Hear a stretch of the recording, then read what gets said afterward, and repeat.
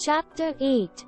Powerful Architectures. Between 800 AD and 1200 AD. Reading objectives. Indian temples. Sultanate period. The Mughals. Buildings in regional kingdoms. Most of the buildings dating back to 800 and 1200 AD can be said to fall into two categories. In the first category were those buildings that were built for kings or built to serve administrative purpose. In the second category were structures built for public, like mosques, temples, tanks, wells, bazaars and siris. Numerous monuments were built during the medieval period. The Indian architecture got into a new phase under the Muslim rulers. The traditional Indian architectural styles fused with the Arabian, the Persian and the Central Asian architectural systems, giving birth to a vigorous new hybrid with a distinctive character entirely its own. Do you know? The Kandariya Mahadev temple dedicated to Shiva was constructed in 999 by the king Dharmadeva of the Chandela dynasty. Enrich yourself. The Jain temples at Mount Abu, Dilwada, in Rajasthan were erected by the Solanki rulers of Gujarat from 11th to 13th centuries. They are built with white pearl marble. The interiors were decorated with beautifully carved sculptures and designs, like flowers and plants, while outside was plain and austere. There are beautiful carvings on the ceilings and on the pillars. They enshrine the Jain Tirthankaras in western India. Indian temples between 800 and 1200 AD. Nagara style. In the north, the Nagara style of temple architecture was popular. The Chandelas built the Khajuraho temples in Madhya Pradesh. These temples, known for their carving and sculpture, are also a good example of Nagara style. There are in all 16 temples, but a deity is worshipped only in Kandariya Mahadev temples through the Ardha Mandapa. The Shikhara towers are high above the main shrine.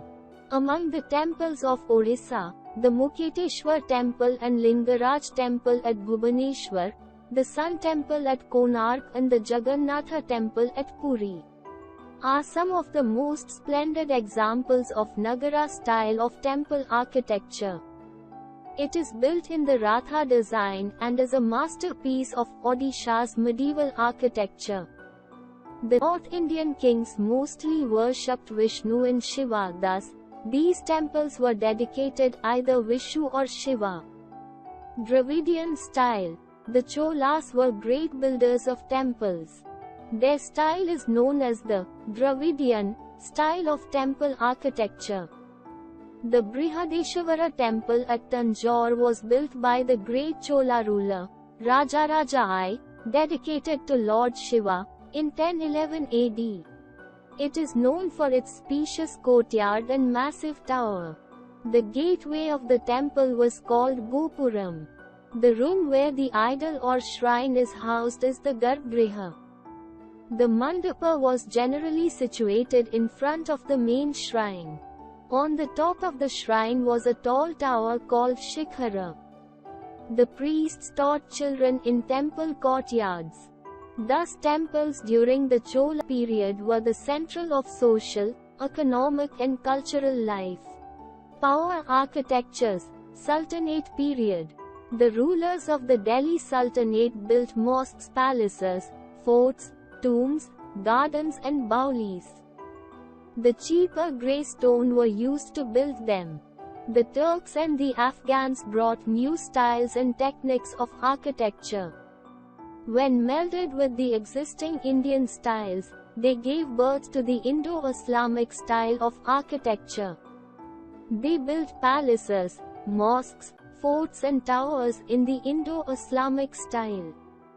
The main three features are used to build the structures. There were the arch, the dome and the minaret. Most of the early structures were built of red stones.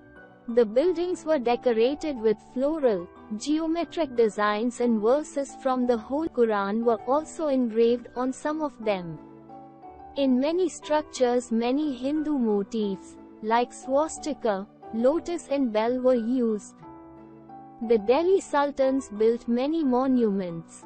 Qutb-ud-Din Aibak, the first slave dynasty Sultan of Delhi, started the construction of the Qutub Minar but died when only one story of the Minar was complete. It was later completed by Iltutmish. The Qutub Minar is a masterpiece of Indo-Islamic architecture. It is made of white and red stone and marble. Calligraphic inscriptions and decorative carvings were used to decorate the structure. Superstructure, name given to an arch form of a large gateway, stakes were placed so that a beam would be fixed to make an entranceway. By piling stones up in a particular way, an arch-like shape can be produced. To make a wider entrance, the architects of this period used the true arch. The true arch is an amazing. There was no longer the need to build pillars to keep the roof. Alai Darwaja in the Qutub complex is the example of true arch for the first time in India. The slave sultans built few other buildings like Adhai Din Ka Jhopada, a mosque at Ajmer, Hauz-e-Shamsi and Shamshi Eidgah at Badaयूं. The last two were constructed in the reign of Shamaz-ud-Din Iltutmish. Adhai Din Ka Jhopada is believed to have been constructed in 2.5 days. Alauddin Khilji took keen interest to build many forts, tanks and palaces. He built Siri Fort. Its passes are constructed of stone and masonry. He also built Alai Darwaja. Hauz-e-Khas is another monument of Khilji era in Delhi. Firoz Shah Tughlaq built 300 cities that included Firozabad, Fatehabad, Jaunpur, Hisar, Firozabad and others. He also built 4 mosques, many places, 10 monument tombs and hundreds of bridges. Get to know more. Between the 7th and 10th centuries, architects started adding more rooms, doors and windows to buildings, by placing a horizontal beam across 2 vertical columns, called trabite or corbelled. Between 8th and 13th centuries, the trabite style was used in the construction of temples, mosques, tombs and in buildings attached to large stepped wells, baulis. Power of architecture. The Mughals. Mughals exhibited the most glorious art in the field of architecture of all the dynasties of the medieval India. The Mughals were great patrons of art, culture and learning. In his autobiography, Babur described his interest in planning and laying out formal gardens, placed within rectangular walled enclosures and divided into 4 quarters by artificial channels. They are called Chahar Bagh. Babur laid the foundation of the city, Din Panah, at Delhi. His widow Haj Begum built the Humayun tomb at Delhi. It is the prototype of Taj Mahal of Agra. Architecture during Akbar's reign exhibits a blend of Persian, Central Asian and Indian styles. The buildings built by Akbar include Agra Fort, 1565, Lahore Palace, 1572, Fatehpur Sikri, Buland Darwaza and Allahabad Fort in 1583. The Panch Mahal at Fatehpur Sikri has the plan of a Buddha Vihara, and the Jodhabai's Palace and Diwan-e-Khas were built with Indian style of architect. Buland Darwaza, built after the victory of Gujarat, has Iranian styles. Salim Chishti's tomb, palaces of Birbal, Anup Talao and Mariam Mahal are the other buildings in the vicinity of Fatehpur Sikri. Harun Minar was built in the memory of Akbar's elephant. He also started construction of his own mausoleum, which was later completed by Jahangir. Akbar built Agra Fort, 1565. Lahore Palace, 1572. Fatehpur Sikri and Allahabad Fort in 1583. Jahangir used Indo-Persian style, built Moti Masjid and his mausoleum at Shadara near Lahore and Akbar's tomb at Sikandra near Agra. It was constructed in Buddh pagoda style.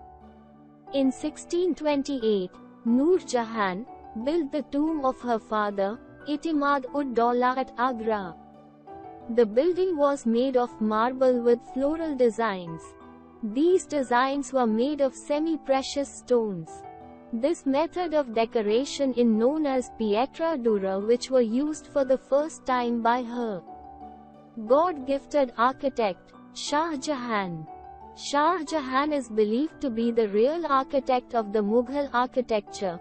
It seems that he himself knew the engineering techniques. The buildings and forts of his period are arterially different than the ones constructed in the periods of early Mughals. Shah Jahan introduced the use of white marble in place of red sandstone. His concern about the quality of material and symmetry of design was remarkable. Taj Mahal. Taj Mahal is a mausoleum built by Shah Jahan in memory of his beloved Queen Mumtaz Mahal. This is one of the wonders of the world. Splendid building made of white marble on the bank of the river Yamuna in Agra. The main building under the central dome has graves of Shah Jahan and Mumtaz Mahal. The Taj Mahal was decorated with genuine jewels and semi-precious stones called pietra dura. Moti Masjid is the only mosque of marble. Mosamman Burj is the building called where Shah Jahan spent his last years in the captivity of Aurangzeb. Sheesh Mahal is adjacent to Jasmine Palace, which has mosaic glasses on its walls and ceilings. He laid the foundation of Shahjahanabad, Delhi, in 1637, where he built the Red Fort and the Takht-i-Tauz, Peacock Throne, in 1639. He laid the Shalimar Garden in Lahore and the famous Mughal Garden of Kashmir, Nishat and Shalimar. Do you know, Mathura was a temple town and also a trade center, was located on trade routes and on the bank of the river Yamuna. Searching dictionary. Pietra dura. Decoration with precious and semi-precious stones. Mosque. Masjid. A place of worship and prayer for the followers of Islam. Buildings in regional kingdoms. The Vijayanagara architecture needs a special mention for its splendid minarets and grandeur. The famous Hazara Ramaswamy temple was built during Krishnadeva Ray's reign. Vitthal temple depicts the true Dravidian style of architecture. Other important buildings built by Vijayanagar rulers are Tadopatri and Parvati temples at Chidambaram and Varadaraja and Ikambasnatha temples at Kanchipuram. The Malwa rulers built numerous structures at Mandu. The famous buildings of Malwa are Hussain Shah's tomb, Jami Masjid, Jahaz Mahal, Hindola Mahal, and palaces of Baz Bahadur and Roopmati. In Chanderi, Shah Zesha Ka Roza, Kushk Mahal and Badal Mahal are located. Wood was the chief material used in Kashmiri architecture. The roofs used to be pyramidal. Jamia Masjid Sikandar Shah are famous monuments of medieval period. Word to know. In the north, the Nagara style of temple architecture was popular. The Chandelas built the Khajuraho temples. There are in all 16 temples, but a deity is worshipped only in Kandariya Mahadev temples through Ardha Mandapa. Calligraphic inscriptions and decorative carvings are used to decorate the Qutub Minar. In Alai Darwaja in the Qutub complex is the example of true arch for the first time in India. In the reign of Akbar, the Indian style got blended with the Persian style and a new form of Indo-Persian architecture came into existence. The Mughals used white marble and red sandstone for building structures. Shah Jahan introduced the use of white marble in place of red sandstone.